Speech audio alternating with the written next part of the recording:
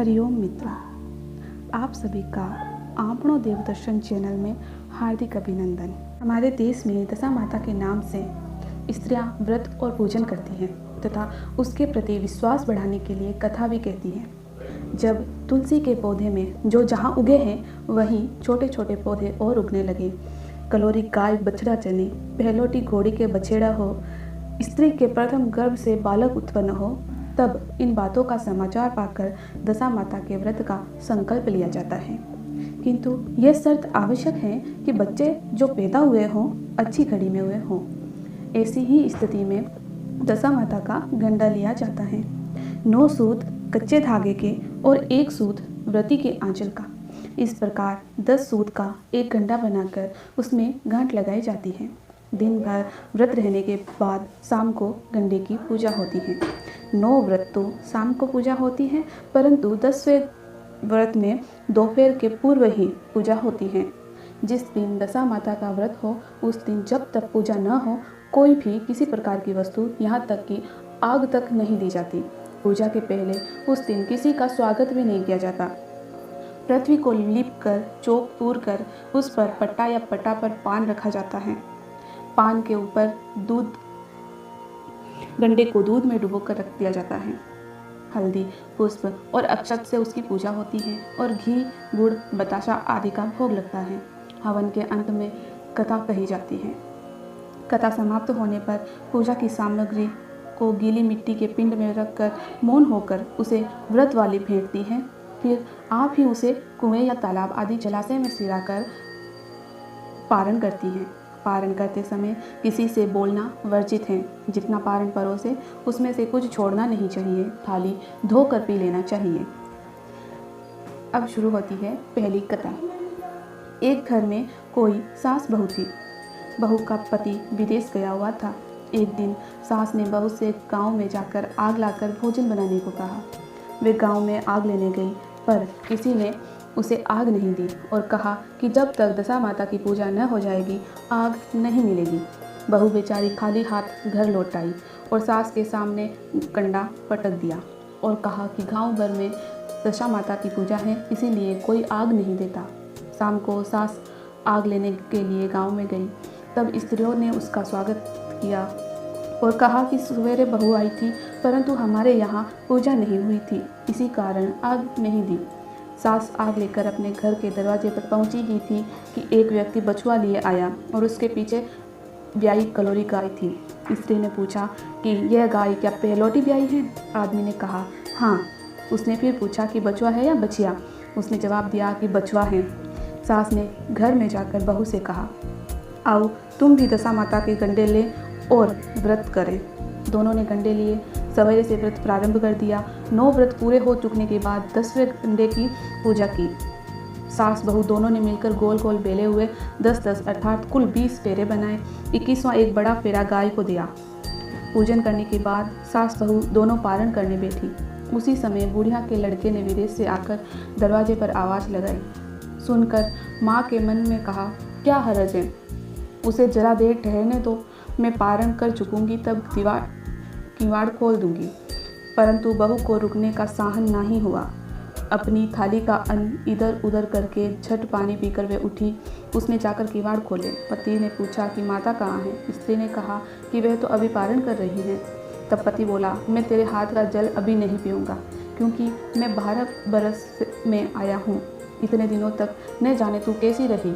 माता आएगी, वे जल लाएगी, तब जल पीऊँगा। ये सुनकर स्त्री चुपचाप बैठी रही। माता पारण कर अपनी थाली धोकर पी चुकी। तब वे लड़के के पास आई। लड़के ने सादर पैर छुए। माता उसे आशीर्वाद देती हुई भीतर घर में लिवा ले गई। माता ने थाली परोस कर रखी। बेटा भोजन करने बैठ गया।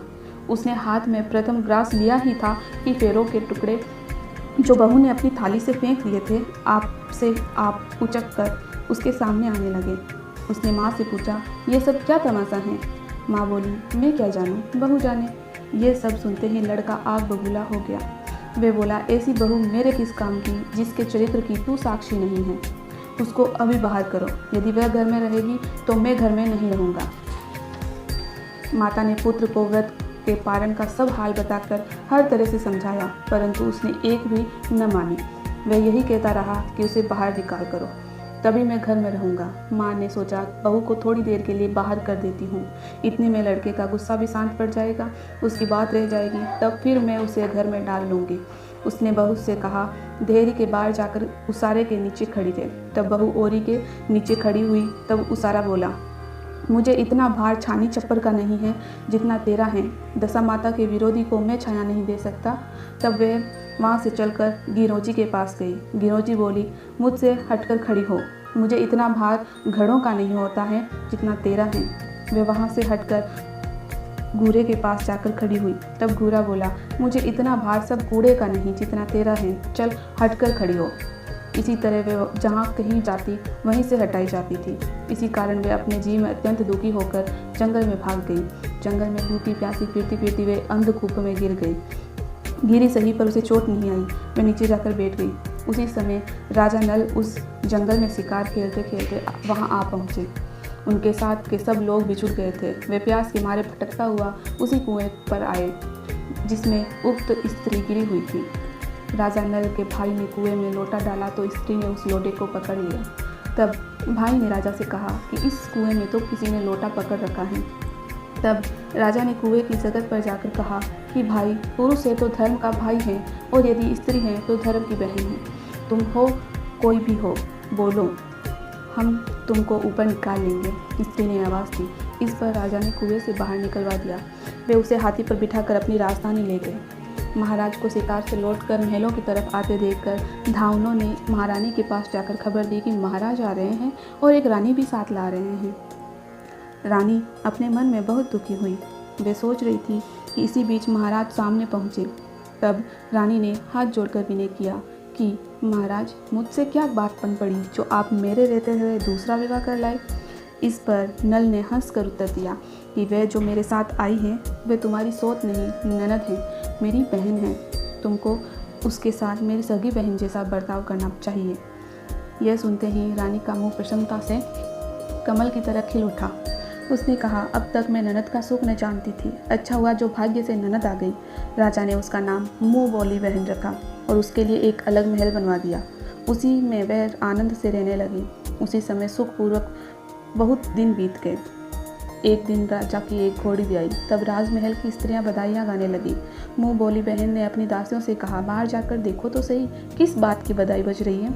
उन्होंने बाहर से आकर कहा, महाराज की घोड़ी अच्छी खड़ी में एक बछड़ा भी आई है, उसी की बधाइयाँ गाई जा रही है। उसने पूछा, पहलोटी भी आई है या दूसरी तीसरी बार? उन्होंने जवाब दिया, पहलोटी हील है। तब उसने रानी के पास जाकर कहा, आओ भावज, हम तुम दोनों दशा माता के गंडे लें। रानी ने पूछा, कैसे गंडे और किसके गंडे हैं, सो मुझे समझाओ। तब वे बोली, भाई की एक घोड़ी पहले पहल बछड़ा ब्याही है। दशा माता के व्रत का यही नियम है कि पहले पहले जब गाय या घोड़ी या स्त्री का प्रसव सुने तब गंडा व्रत लेकर आरंभ करें। 9 व्रत करने के बाद 10वें दिन गंडे का पूजन करके विसर्जन करें। इसी के साथ उसने पारण के पदार्थ और नियम बतलाए। तब रानी बोली, ननद, तुम्हारा व्रत तुमको फले। मैं पूरी और दूध की साड़ी खाने वाली रानी महारानी भला बन परा गोले की पपड़ी खाकर कैसे रह सकती हूँ? ऐसा खाना खाए मेरी बला। वह बोली, भाभी, मुझे तो जो चाहे सो कह लो, परंतु व्रत के संबंध में कुछ भी मत कहो। मैं इसी व्रत के कारण मारी मारी फिरी और तुम्हारे देश आई हूँ। तब रानी ने उदासीनता से कहा, मुझे क्या पड़ी है, तुमको रुचे सो करो, मैं मना नहीं करती। स्त्री ने श्रद्धापूर्वक गंडा लिया। 9 दिनों तक व्रत किए, 9 कथाएं कही। 10वें दिन विधिवत पूजन किया, गोला वरा बनाए और शाम को पारण करने बैठी। उसी समय उसके पति को कुछ अनायास प्रेरणा सी हुई और वह अपनी माता से आज्ञा लेकर घर से बाहर हो गया।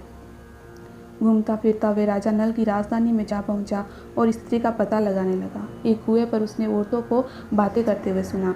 एक बोली, राजा हाल में मुँह बोली बहन लाए हैं।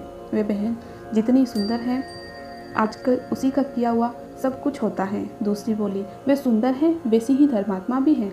जब से आई हैं तब से सदा व्रत खोल रखा है, तो जो उसके दरवाजे पर जाता है सादर इच्छा भर भिक्षा पाता है। तीसरी बोली, वे जैसी धर्मात्मा है वैसी ही सदाचारिणी भी है। चौथी बोली, वे जैसी सदाचारिणी है वैसा हर सर्वप्रिय भी है। भीतर बाहर से सभी लोग उसे खुश हैं। पांचवी बोली, यह तो सब ठीक है, परंतु अब तक न पता चला कि वे कौन हैं और कहाँ की हैं। स्त्रियों की बातें सुनकर वे साधु के वेश में राजा नल की मुंह बोली बहन के महलों के द्वार पर जा पहुंचा। वहाँ जो उसने आवाज़ लगाई तो क्षेत्र के प्रबंधकर्ता उसे भिक्षा देने आए। उसने भिक्षा लेने से इनकार कर दिया और कहा कि क्षेत्र देने वाली खुद आकर भिक्षा देगी तब लूँगा, नहीं तो नहीं लूँगा। तब लोगों ने उससे कहा कि इस समय वे दशा माता का व्रत करके पारण कर रही हैं, जब निश्चिंत हो जाएगी तब तुमको भिक्षा दे देगी, तब तक ठहरे रहो। वे चुपचाप बैठा रहा। पारण कर लेने के बाद वे मुट्ठी में मोती भर कर आई, परंतु सामने अपने पति को पल्ला फैलाए देखकर मुस्कुराती हुई लौट गई। दोनों ने एक दूसरे को खूब अच्छी तरीके से पहचान लिया। रानी ने ननद को मुस्कुराते देखकर पूछा, जिस दिन से तुम आई हो आज तक मैंने तुमको कभी हंसते नहीं देखा। आज इस विदेशी को देखकर हंसी हो, इसका क्या कारण है? उसने उत्तर दिया कि ये विदेशी हमारे ही घर का है। रानी ने तब वह ऐसे क्यों आए? उसने कहा, अभी वे मेरा पता लगाने आए हैं। रानी ने राजा से कहा, तुम्हारी मुँह बोली बहन के घर के लोग आए हैं। राजा ने कहा, उनसे कह दिया जाए कि अभी यहाँ से घर जाकर वहाँ से अपनी हैसियत से आए, तब मैं अपनी बहन की विदाई करूँगा। तब वह घर को वापस चला गया। उसने माता से कहा, तुम्हारी बहू राजा नल के यहाँ उसकी बहन होकर रह रही है, नित्य श्रद्धा व्रत देती है और नियम धर्म से दिन बिताती है। तब माता ने आज्ञा दी कि तुम जाओ और उसे ले आओ। वे डोली, पीनस, बाले, कहार आदि यथाचित सज धज के साथ फिर राजा नल के नगर में आया। राजा ने सम्मति की हैसियत से उसकी स्वागत किया और कुछ दिन मेहमानी में रखकर विधि पूर्वक बहन की विदाई की। जब वह महल से बाहर निकलकर चलने लगी तब महल भी उसके पीछे पीछे चलने लगे। तब रानी बोली, ननद जी तुम चली और मेरा महल भी ले चली, जरा लौटकर पीछे की ओर देखती जाओ। जो ही उसने लौट कर देखा त्यों ही राजा का संपूर्ण राजसी वैभव सहसा लुप्त हो गया। वे स्त्री तो अपने पति के साथ जाकर आनंद से रहने लगी, परंतु राजा नल का यह हाल हो गया कि वे राजा रानी दोनों कमती कतरी ओढ़े फिरने लगे। उनके रूपकार पत्थर के हो गए और अटाले यानी भोजनालय में पत्ते खड़खड़ाने लगे। तब राजा नल बोले, रानी जहाँ राज किया वहाँ इस दशा में नहीं रहा जाता, इसीलिए यहाँ से हट जाना ही उचित है।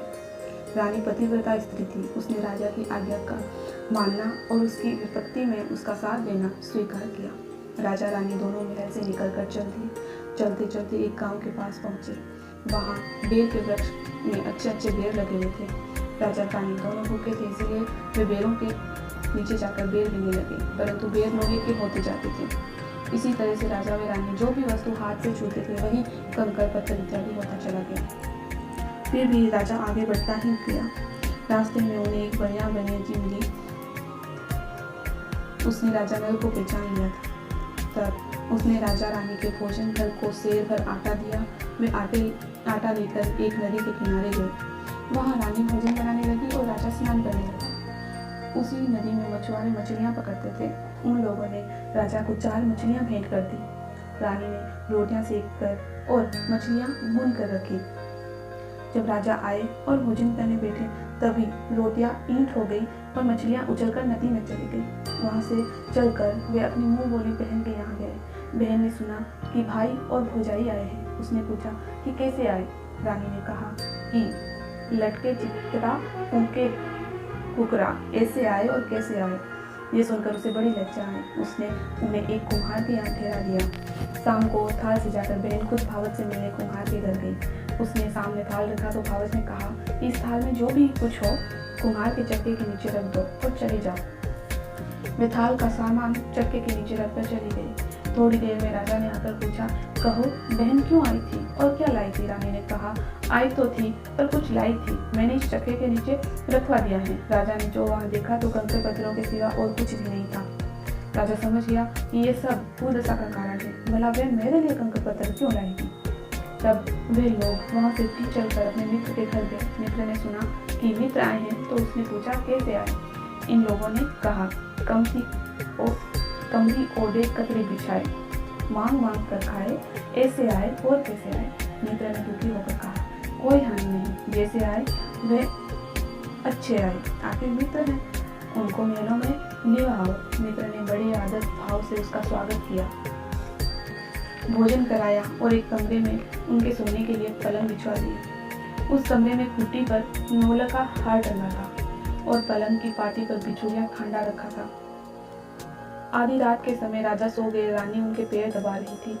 उसने देखा कि हार वाली खूंटी के पास दीवार में एक मोर का चित्र बना है। वह हार को धीरे धीरे निगल रहा है और खांडा पलंग की पाटी में समाता जा रहा है। रानी ने राजा को जगा कर दृश्य दिखाया। तब वह राजा ने कहा, यहाँ से चुपचाप भाग लेना चाहिए, नहीं तो सवेरे चोरी का कलंक लगेगा। जब मित्र को क्या मुंह दिखाएंगे। निदान राजा रानी दोनों ही रात को उठकर भाग चले। राज दंपति चलते हुए एक अन्य राजा की राजधानी में पहुंचे। वहाँ अतिथि और भिक्षुओं को सदाव्रत दिया जाता था। राजा रानी भी सदाव्रत लेने गए। उस समय सदाव्रत बंद हो चुका था। वहाँ के अधिकारियों ने कहा कि ये लोग ना जाने कहाँ के अभागे आए हैं, उन्हें देने के लिए कुछ भी नहीं बचा, फिर भी उन्हें मुट्ठी मुट्ठी चने दे दो। इस प्रकार अनादर और कुव्यक्ति सहित दान लेना अस्वीकार करते हुए राजा रानी वहाँ के दिनाध्यक्ष की निंदा करते हुए बोले कि ऐसी कंजूसी है तो सदाव्रत देने का नाम क्यों करते हैं। इस पर दिनाध्यक्ष ने कहा कि ये भिक्षुक बड़े ही घमंडी मालूम होते हैं, भीख मांगते हैं और गालियां भी देते हैं, इनको हवालात में बंद करो। इस तरह राजा रानी दोनों एक कोठरी में बंद कर दिए गए। मुट्ठी मुट्ठी चने दोनों को खाने के लिए मिलने लगे। जिस कोठरी में राजा रानी कैद थी उसी के सामने एक आम रास्ता था। एक मैत्रानी राजा की घुड़साल का पार कर उसी रास्ते से निकला करती थी। एक दिन बहुत बड़ी देर से निकले। तब रानी ने पूछा, आज तुमने इतनी देर कहाँ लगाई। बोली, आज राजा की घोड़ी ब्याई है, उसी की टहल में ज्यादा देर हो गई। रानी ने पूछा कि घोड़ी पहली बार ब्याई है या दूसरी बार। मैत्रानी ने कहा, पहली बार। फिर रानी ने पूछा, बछेड़ा हुआ या बछेड़ी। उसने जवाब दिया, बछेड़ा हुआ है और अच्छी साइज में हुआ है। तब रानी ने राजा से कहा, एक बार मैंने तुम्हारी मुंह बोली बहन के गले का अनादर किया था, उसी दिन से अपनी दशा बदल गई थी, इसीलिए मैं आज दशा माता का दंडा लेती हूँ। राजा ने कहा, सो तो ठीक है, परंतु यहाँ पूजा की सामग्री कहाँ से आएगी, कैसे नियम धर्म निभेगा। रानी ने कहा, वही दशा माता सब कुछ करेंगी, मैं तो उन्हीं का नाम लेकर गंडे लेती हूँ, फिर जो होगा देखा जाएगा। तब 9 तार राजा की पाग के और 1 तार अपने आंचल का लेकर रानी ने गंडे बनाया और उसी समय से व्रत ठान लिया। थोड़ी देर में राजा खुद घोड़े का बछेड़ा देखने के लिए उसी रास्ते से निकला। राजा ने नल दमयंती को कोठरी में देखकर पूछा कि ये लोग कौन हैं और किस अपराध के कारण यहाँ बंद है। पहरेदारों ने कहा कि ये लोग भिक्षा लेने आए थे, आपको आशीर्वाद देने के बदले गालियां देते थे, इसी कारण दीनाध्यक्ष ने इन लोगों को कैद कर दिया था। राजा ने कहा कि यह तो इनका कोई अपराध नहीं है, इनको मनोनीति भिक्षा न मिली होगी, इसी से गालियां देते होंगे। इनको संतुष्ट करना चाहिए या कैद करना चाहिए, इनको अभी कैद से बाहर निकाल लो। राजा की आज्ञा अनुसार उसी समय नल दमयंती दोनों कोठरी से बाहर निकल गए। राजा उनके पाँव में पद्म और माथे में चंद्रमा का चिन्ह देखकर पहचान गया कि यह राजा नल और रानी दमयंती हैं। तब उसने विनीत भाव से क्षमा प्रार्थना की और उन्हें हाथी पर बिठाकर अपने महल ले गए। कुछ दिनों बाद उस राजा का आतिथ्य सत्कार स्वीकार करके राजा नल पूरे सज धज से अपनी राजधानी की ओर चल पड़े। पहले वे अपने मित्र के यहाँ गए। मित्र ने राजा नल के आने की खबर सुनी और पूछा, मित्र आए तो कैसे आए। लोगों ने कहा कि अब की बार तो बड़े ठाट से, हाथी घोड़े से, डंका निशान से, पाल की पीनस से और फौज भी साथ लेकर आए हैं। मित्र ने कहा, अच्छी बात है, आने दो, मेरे तो तब जैसे तब थे अब हैं, आखिर मित्र तो हैं। राजा रानी दोनों मित्र के महल में गए। उन्होंने सादर उनका स्वागत करके उसी स्थान पर फिर से डेरा दिया जहाँ वे पहले टिके थे। आधी रात के समय राजा सो रहे थे, रानी पैर दबा रही थी। तभी उन्होंने देखा कि मोर का चित्र जो हार निकल गया था उसे उगल रहा है और खांडा खाट की पाटी से बाहर निकल रहा है। रानी ने राजा को जगाकर दिखाया। राजा ने अपने मित्र को बुलाकर वह चरित्र दिखाया। तब मित्र बोला कि मैंने न तुमको चोरी लगाई थी न अब लगाता हूँ, ये सब भूदशा का कारण था, आप निश्चिंत रहिए, मेरे मन में कोई मेल नहीं है। मित्र के यहाँ से चलकर राजा मुँह बोली बहन के पास गए। उसने जब सुना कि राजा भैया आए हैं तब उसने पूछा, कैसे आए हैं। लोगों ने कहा, जैसे राजाओं को आना चाहिए वैसे आए। और कैसे आए। उसने कहा, उनको मेरे महलों में आने दो। राजा नल का हाथी बहन के महलों की ओर बढ़ गया। तब रानी बोली, आप बहन के घर जाइए, मैं तो उसी कुम्हार के घर जाकर रहूंगी जिसके यहाँ पहले टिकी थी। राजा ने कहा, जिसके कारण इतने दुख उठाए उसी बहन को फिर झगड़ा मोल लेती हो, ये तो अच्छी बात नहीं। परंतु रानी ने मानी। वे कुम्हार के यहाँ ठहरी। राजा बहन के घर चले गए। शाम को ननद भावज के लिए थाल लगा कर लाई। उसने भावज के सामने थाल जाकर रख दिया। तब भावज ने सोने चांदी के गहने उतार कर रखने लगी और कहने लगी, खाओ रे मेरे सोने रुपए के गहनों, खाओ, हम भूखे नंगे क्या खाएंगे। ये देखकर ननद बोली कि उपालंब और बोली, ठिठोली किस पर कसती हो। मुझसे तो जो कुछ हो सका सो तब लाई थी, वही अभी भी लाई हूँ। विश्वास न हो तो चक्के के नीचे अब भी देख लो। सचमुच चक्का उठाकर देखा तो उसके नीचे मणि माणिकों को ढेर लगा था। रानी देखकर सन्न रह गई। वह बोली, ननद तुम्हारा कोई दोष नहीं, ये सब मेरी कुदशा का कारण था। रानी ने ननद का लाया हुआ सब सामान वापस कर दिया, कुछ अपनी तरफ से भी दिया, परंतु पूजा का न्योता न दिया। वहां से चलकर राजा सूरा गाय के पास पहुंचे तो उसने सब सेना समेत राजा को भर पेट दूध पिलाया।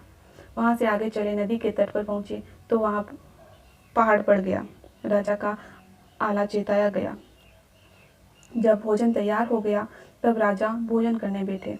उस समय नदी में उछलकर गिरी भुनी हुई मछलियां अपने आप से थाली में आकर गिर पड़ी। वे रोटियां जो ईंट बन गई थी फिर से आटे की रोटियां बन गई। जो उस दिन अपने काम में नहीं आई थी, मैं यदि आपसे कहती कि मछलियां जल में उछल गई और रोटियां ईंट हो गई तो आप नहीं मानते। इसी कारण मुझको बहाना करना पड़ा था। फिर वहां से सेना सहित राजा व रानी आगे बढ़े। जब राजा नल की फौज अपनी राजधानी के पास पहुंची तब वहां के लोग घबरा गए। उन्होंने कहा कि अपने राजा तो विपत्ति में पड़े हैं, वे बाहर भटकते फिर रहे हैं। यह कोई शत्रु चढ़ाया है, इसको नजराना देकर मिलना चाहिए। अस्तु वे लोग हीरा मोती थाल में भरकर राजा से मिलने गांव के बाहर गए। अपने राजा को पहचान कर उनको बड़ा आनंद हुआ। वे अपनी श्रद्धा भक्ति पूर्वक महाराज के आगे होकर उन्हें महलों में ले आए। राजा रानी ने महलों में प्रवेश करके तुरंत ही दशा माता की पूजा का प्रबंध किया और उस नगर की सब सौभाग्यवती स्त्रियों को आमंत्रित किया। भगवती के भोग के लिए सब तरह के पकवान बनाए गए। आटे की बटी हुई 10 बत्तियां, 10 गुड़ या शक्कर की गुजियां और 10-10 अटाइयां सुहागिनों के आंचल में डाली गई। सुहागिनों का श्रृंगार आदि करके दशा माता की पूजा आरंभ हुई। कलश स्थापित होकर जोर माणिक यानी दिया जलाया गया तो बत्ती जली ही नहीं। तब पंडितों ने विचार करके कहा कि यदि कोई न्योता पाने वाला न्योतने से रह गया हो तो स्मरण किया जाए, उसके आ जाने पर ही दीपक जल जाएगा। रानी ने कहा कि मैंने तो सबको न्योता दिलवा दिया है, सिर्फ मुंह बोली बहन को न्योता नहीं दिया। पंडितों ने कहा कि उसे शीघ्र बुलाइए। राजा ने अपना द्रुतगामी रथ भेजकर मुंह बोली बहन को बुलवाया। उसने कलश का माणिक प्रज्वलित किया। बड़ी धूमधाम से पूजा हुई। अंत में सुहागिनों को भोजन करवाकर विदा किया गया। उसी समय राजा ने हुक्म जारी किया था कि अब मेरी प्रजा के लोग दशा माता का व्रत किया करें। भगवती दशा माता ने राजा नल के दिन फेरे, वैसे ही सबके दिन फेरे। इस प्रकार ये प्रथम कथा समाप्त होती है। आप सभी भक्तजन दशा माता की जय बोले।